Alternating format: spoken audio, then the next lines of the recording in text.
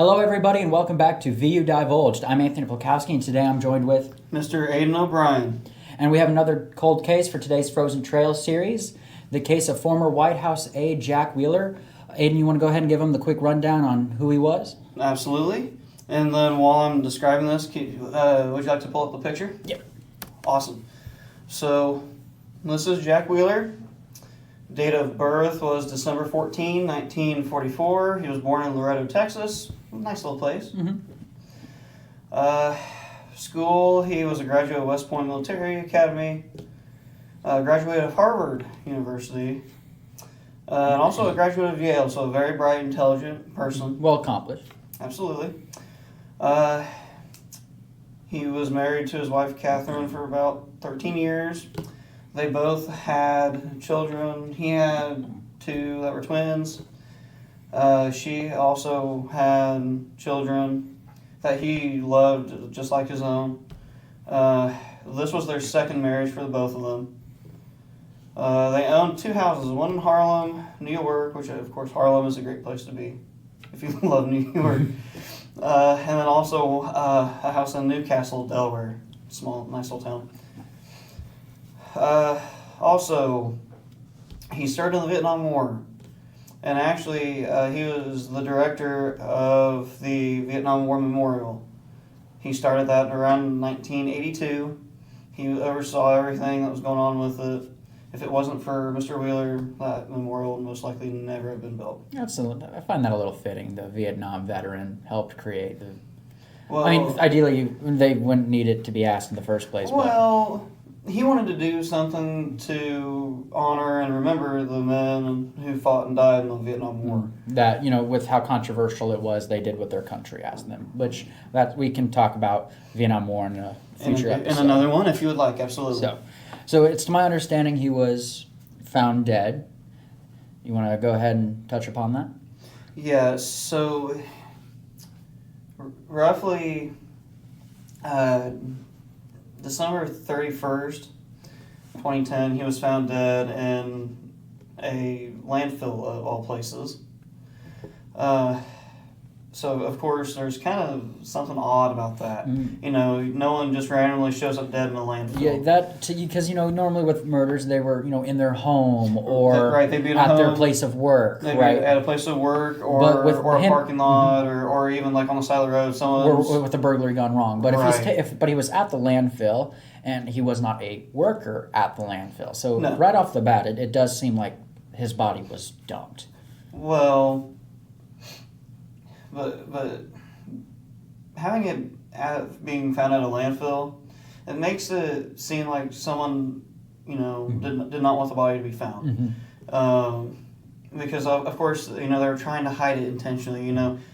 Like you said, a robbery or a random killing, they just leave the body where it lays because they're trying to get out. They're just trying to kill a person rather than leave. Mm-hmm. But this person took the time to try to hide the body, which of course is evident if it's in a landfill. Mm-hmm. And if you think about it, my thinking is, landfills are constantly being filled with more and more trash. Right, so they were probably hoping that it would bury it. Right. And since it's where was it again? Delaware, where he was killed. Mm-hmm.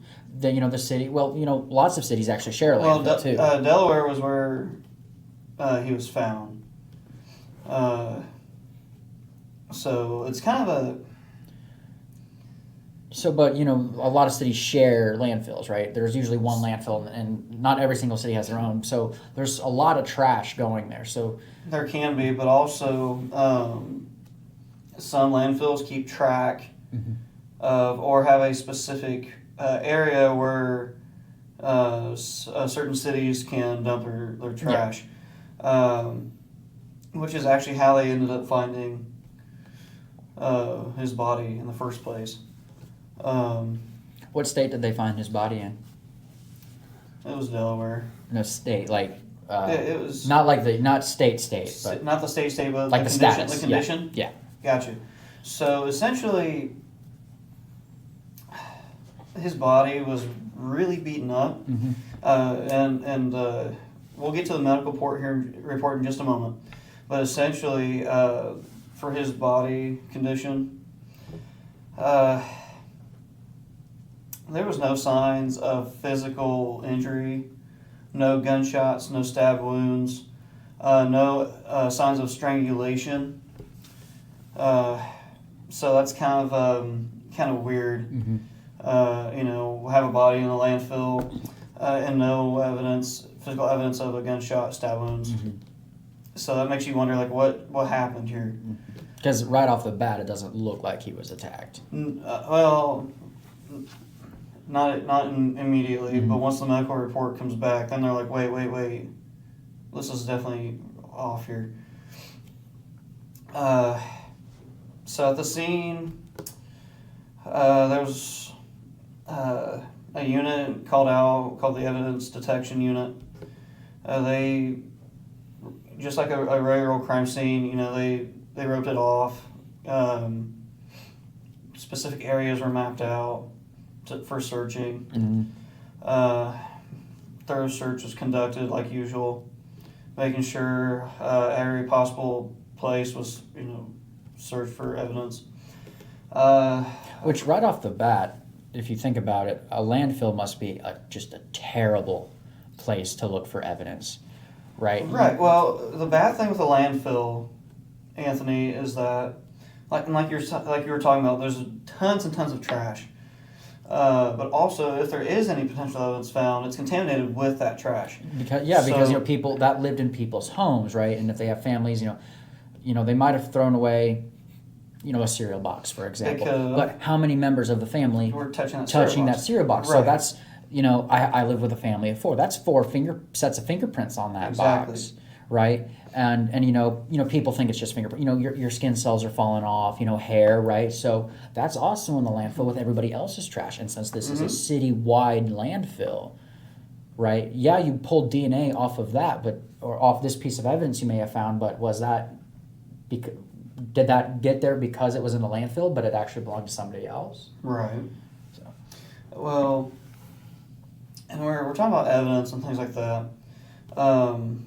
And to go along with the condition of his body, he was wearing black pants, or at least a form of pant. A white T-shirt on underneath a known piece of clothing that was covering his upper torso. So that was the clothing description that was given, and then also, let me ask you this. For a robbery or a quick killing where someone would like to take like a wallet or a phone or a watch, wouldn't items of value like that be stolen? Yeah, I would. If you were going for a robbery, sure the ring. You mentioned wallets and stuff, right? So cash. I would probably get rid of the credit cards because they're going to cancel those anyway. Right. So. I'd take the cash, but like rings and jewelry, I would still take them because value, right? Because even though I won't be able to do anything, I could easily take it to a pawn shop and sell it for a couple bucks. And I ask you that to get your opinion, and then we'll jump into this one. As they're looking at the body, they do find a ring, and this was kind of an unusual ring, not like a wedding ring or something like of that nature. This was a West Point Military Academy ring, which obviously would highly, highly stand out. Was it his graduation ring, or was it a friend of his? It turns out to be Mr. Wheeler's. Okay. And it was from the class of 1966, which was the exact same class that Mr. Wheeler had graduated from. So, although they didn't realize who it was at first, they knew it was someone who was well known. Because if you have a class ring like that, that's bound to stick out like a sore thumb. You can't just say, "Oh, that's just a ring." It sticks very out. Distinctive. It's very, very distinctive. Not like a high school class ring where there's probably hundreds of designs within just a few counties. Yeah. Whereas a military academy ring like this, well, they change designs every once in a while. So only a certain number of people might have that ring style. Mm-hmm. So they knew that this was not a typical homicide. Any kind of evidence, like we said, could be contaminated with trash. That was mixed in. Looked for possible things like a cell phone, wallet, couldn't find anything. So obviously that's kind of hard to figure out who it is. You mentioned something earlier about a medical report? Yeah, so with the medical report, the cause of death was ruled as blunt force trauma. And that was because the report, the person who examined the body reported that there were several injuries, such as a punctured lung, broken ribs, bleeding from the head. That's obviously signs of someone being beaten to death. Also, bruises to the face, orbital bones, temples, mouth area as well. So whoever did this really wanted to. I can't necessarily say torture, but wanted to prolong the. Yeah. Well, one question I have. One thought I have, but it depends on the answer to this first question. Go ahead. Do they know if somebody brought him there and dumped him, or do they know if he was dumped by a garbage truck, like his body? So, essentially what they found out, I don't have it in here, but I do know that since Mr. Wheeler was very involved with the White House and presidential stuff. Several different agencies and departments were involved, such as the FBI, DEA, and things like that. When his body was found, and this all ties together, I promise. Once they found his body in the landfill, they handed it over to the Newark, Delaware Police Department. And essentially what they did, since his body was found in that landfill, they started tracing the routes of different trash trucks and their routes. They found one of interest, and along the route they picked out two particular ones that they thought may have contained that may have picked the up body. So forensic analysts swabbed it, came back with a partial DNA match to Mr. Wheeler, and were able to determine that his body at some point in time had been in a dumpster. So then I'll ask this question. Do you think that maybe a few of those injuries were, trash trucks have trash compactors in them? Right. Some do. They compact the trash, especially in larger cities. In larger cities, so yeah. I think that also makes it harder for the forensics analysis, is because how many of those injuries did his body sustain during possibly his attack or murder, but how many were also just a result from his body being compacted in the trash compactor?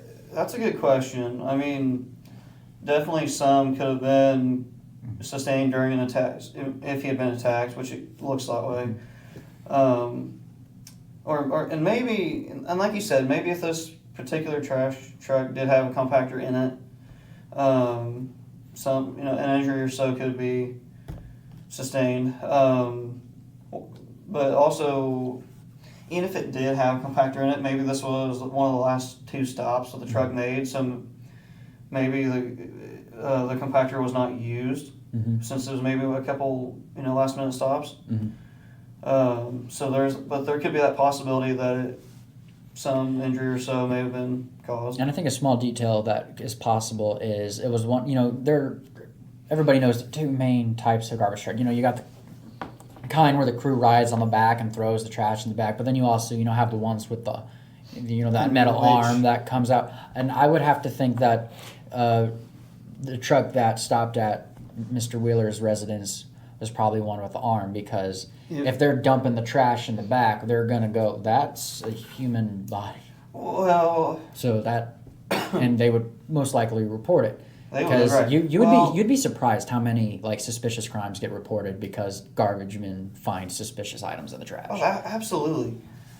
And also some crime scenes are actually found because the suspect actually throws the body into a dumpster and then lights the dumpster on fire. There's numerous reports on stuff like that. Now there is you're talking about the arm picking up trash and dumping it into the truck. A driver actually was interviewed and stated that occasionally, especially when it gets colder, they'll have people trying to escape the cold by getting into dumpsters. I mean, that's a good way to try to escape the cold.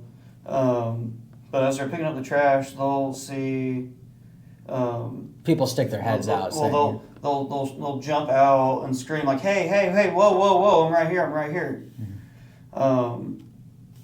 But if they're going to fall out of the dumpster, that's not a very high, maybe 4 or 5 feet.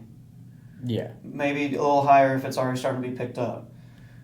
But the injuries that he sustained would not be possible just from a fall out of a dumpster. And I highly doubt, with him being, he has 2 homes, he's a former White House aide, he was a very successful man, so to me, it doesn't seem like he would really have any reason to hide in a dumpster. Right. It sounds like, he could afford clothes, he could afford a car, he could obviously go home, so... Right. I highly doubt that he would have just climbed into a dumpster. Right. Were there any suspicious events that took place, leading up to his death? There was quite a few. This is kind of a side note, but this will tie in, I promise. One of the things that Mr. Wheeler dealt with in his life was bipolar disorder. So that was a huge challenge. Also, he was directionally challenged. And I promise this will tie in as we go along. But essentially, for those of you watching who don't know, bipolar disorder can be marked with bouts of frenetic activity. So one moment, one could be happy and laid back. Another moment, the switch flips, essentially. Very impulsive, emotional, which is what he dealt with.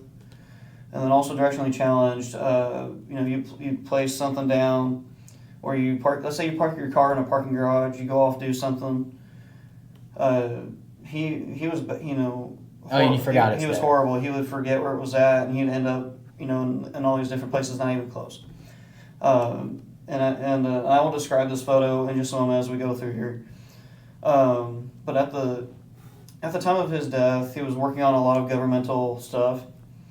So he was working as a consultant for the MITRE Corporation, which is a defense contracting firm specializing in artificial intelligence, satellite systems for military equipment, things like that. Also, cybersecurity is kind of where he was working in. For example, Russia interfering with elections, Russia, China hacking the power grids, stuff like that. So now tying into these events that led up to his death. So those were what he was working on at the time of his death. He was always carrying a suitcase. Obviously, there's highly confidential things in that suitcase. And everywhere he went, always carried that suitcase. So to start off, what happens to him? For Christmas, he goes home to New York to visit his family. The very next day, he decides he's going to go back to D.C. Based off of phone logs that the FBI managed to locate, essentially, and track. He takes a train from New York to D.C., and as he's on that train ride, he's constantly talking with coworkers, constantly talking with family. So there's an exact location as to from in a point A to point B, easy. Morning of December 29, he contacts his work, tells them that there's been a break-in at his home, states that he lost certain items that he would typically use to access, work-related material. Things like his wallet, key fob, briefcase, as well as his cell phone. Of course, those are important things you don't ever want to lose. Mhm. But of course, we're human. We lose stuff. Later that day, he is seen in a pharmacy, and this pharmacy is in Old Newcastle, which is not far away from the house. And it's believed he's looking for a ride to Wilmington, which is where his car is parked. He had parked it there while he was heading home for Christmas to see his family. There's a couple people in the pharmacy that hear him talk, saying, "Hey, I need a ride to this location." So they offer him, "Hey, we'll take you there." Investigators believe that he wanted to get there, like I said, to get his car. His car was parked at the Amtrak station there. So, of course, that's a decent place to leave a car as when you're traveling. It's a safe location. About 6 p.m., he gets the ride to Wilmington after discussions, which, no one just says, "Hey, we'll just take you, let's go." There's a little bit of a discussion there, trying to make sure, you know what you're wanting to do, where to go. And then about 42 minutes later, he is shown in a parking garage, which is where he is right now in this photo. And again, he's trying to find his car.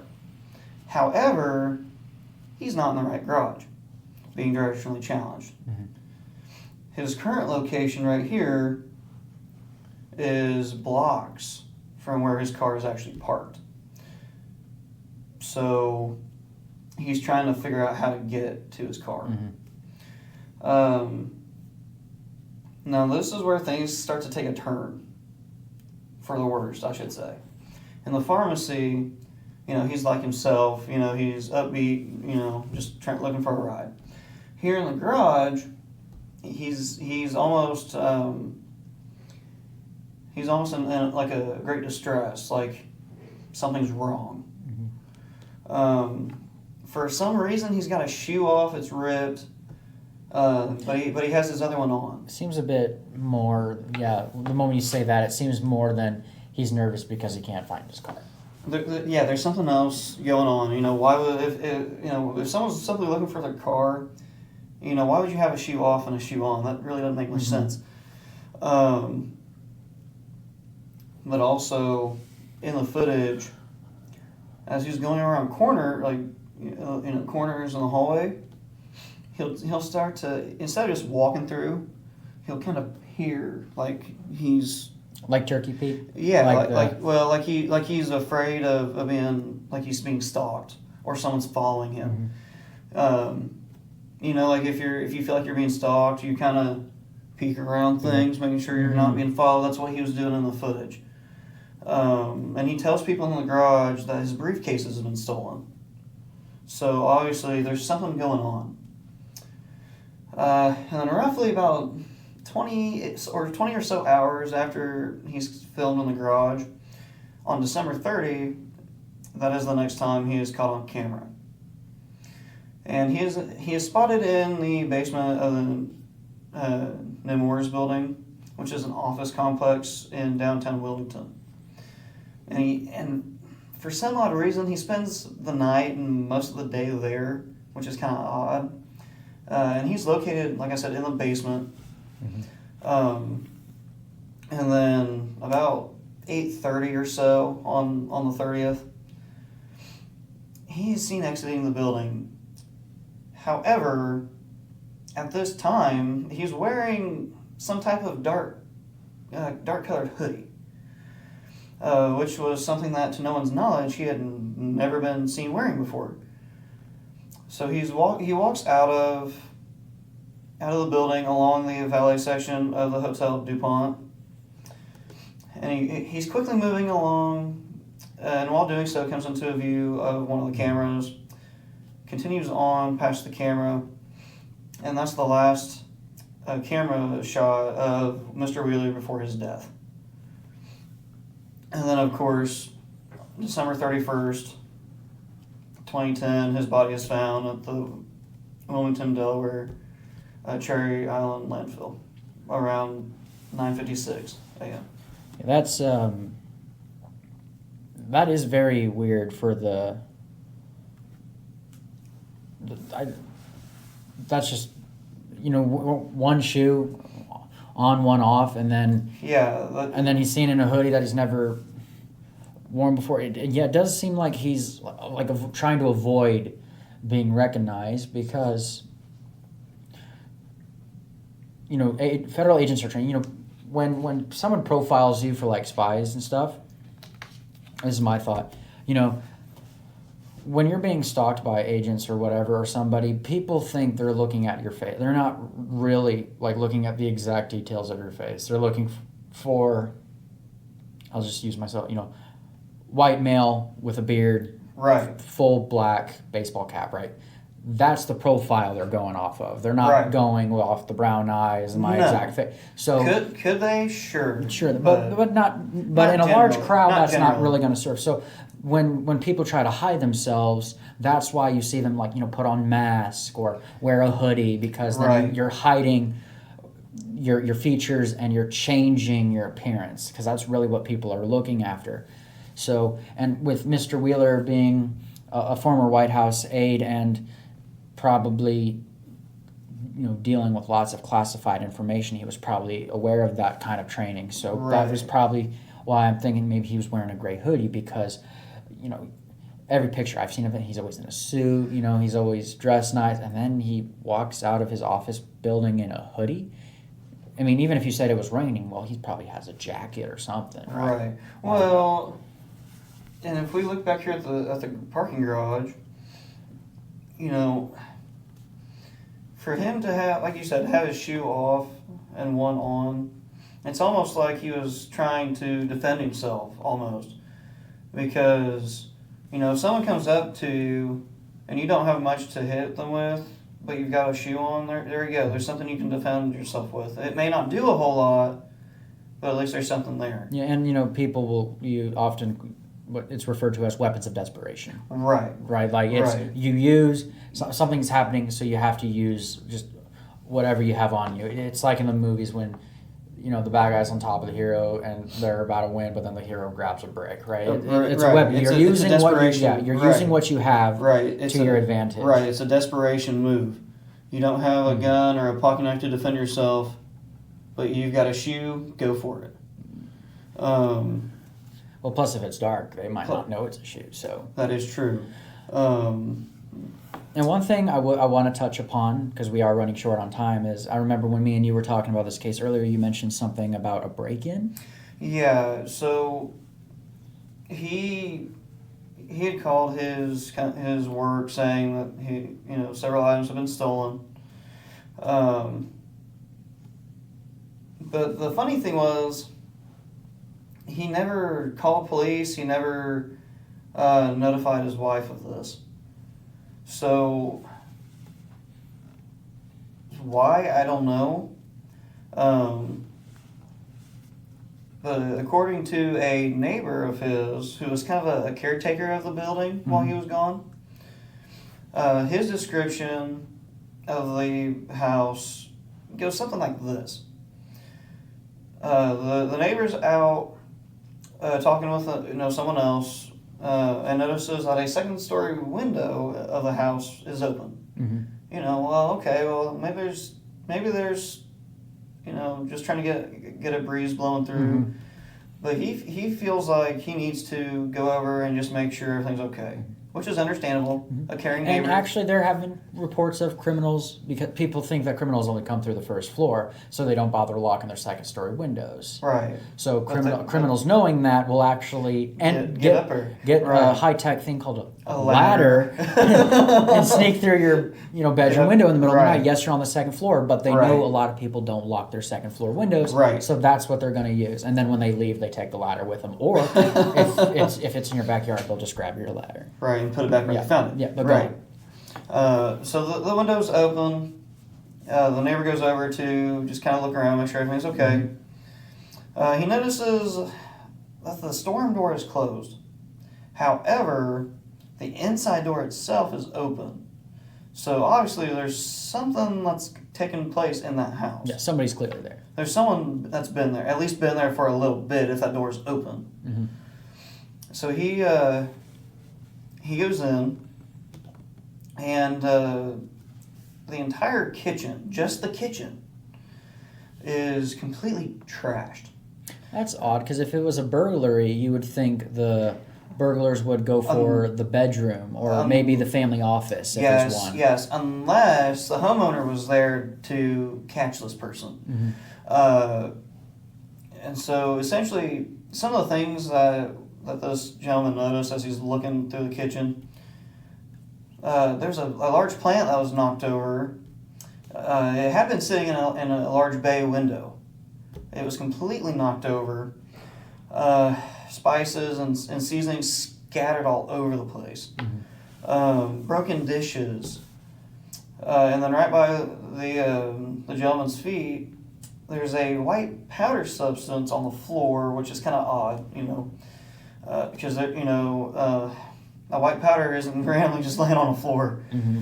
But if it's in a kitchen, it could also just be sugar, baking soda, right. salt, all sorts of other stuff. Right. And the gentleman thinks that this powder is comic cleaner due to a comic can sitting up on the counter, which is understandable. It's right there.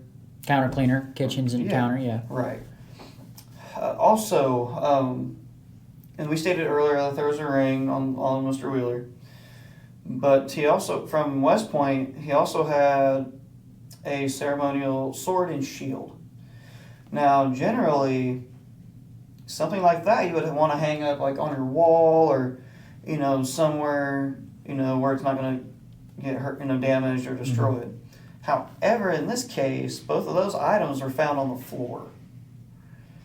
So that makes you think maybe someone came in and saw that, oh my gosh, I want those.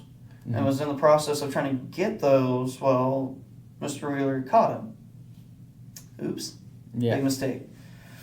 This neighbor also notices that there is a bare footprint in the powder in front of the sink. Mm-hmm. So obviously, if someone's walking in, they're most likely wearing some type of shoe. Mm-hmm.